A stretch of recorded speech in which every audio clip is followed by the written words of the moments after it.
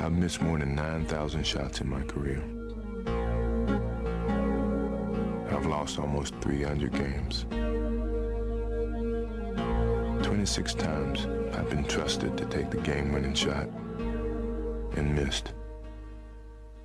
I've failed over and over and over again in my life. And that is why I succeed. 9,000 missed shots. Who here has failed before? More than once?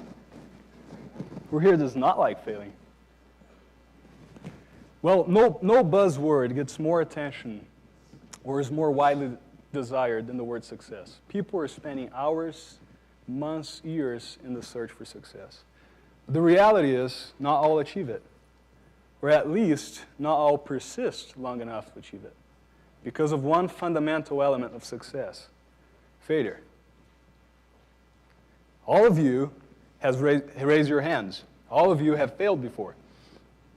I have failed many times before. And that is a fundamental part of success. The question then is, which one is greater? My desire to succeed or my fear to fail?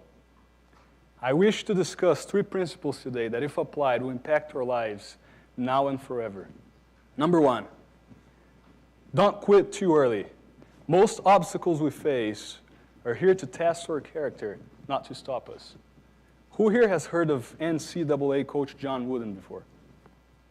John Wooden's perhaps the greatest college basketball coach in the history of the world. He has won 12 championships, 11 of which were consecutive titles. The true personification of success, both on and off the court. But most people don't spend any time trying to understand what happened to John Wooden in his career before all that success. He went 16 years without winning anything. Now think about that. 16 years and no titles, then 12 years and 11 titles. Many people would call phase 1 of his career a failure, but he called it preparation. A common excuse that I think all of you will be able to relate to, that we often use is when something goes wrong is, well, it didn't work out, thus it's just not meant to be. Right? And we usually stop right there. But that's not how life works most of the time. I remember learning a lesson from a professor in California. He said, get in line and stay in line. Don't quit too early. Number 2, there's no such thing as failure. If you learned a lesson and gave your best, you succeeded. Have you thought of that before? Because we usually measure failure or success by the outcome, not by the effort. But if you've given your best, you succeeded. Robert Kiyosaki put it well when he said, sometimes we win, sometimes we learn. And we usually, when we win, we tend to party, right? But when we lose, we tend to ponder. I have a professor at BYU who has taught me a principle that at first sounded very uncomfortable. He said, and I hope my boss is not here to hear this. He said, Eduardo, go out there, get a job, get paid to make mistakes, and then go do your own thing. Right? So in his perspective, failure is a vehicle, a friend, not an enemy. It's a connecting point leading us to success. In other words, the faster I fail, the faster I learn. The faster I learn, the faster I succeed. So maybe the lesson here is go and fail as fast as you can. Just don't quote me on this. Right? Just last year, during the recruiting season, I was trying to find an internship. It's a big battle finding an internship. I had 16 interviews locked in. I was sure I was going to get an offer. But after all those 16 interviews, I got no offers. I was frustrated and super discouraged. But then my father, who is in the audience today, was wise enough to come up to me and lift my vision and said, son, you've lost a few battles, but the war is still on. This is part of the process. All the 16 interviews are going to help you find what's best for you. Just keep giving your best effort. 2 days later, I had my 17th interview and got the offer. There's no such thing as failure.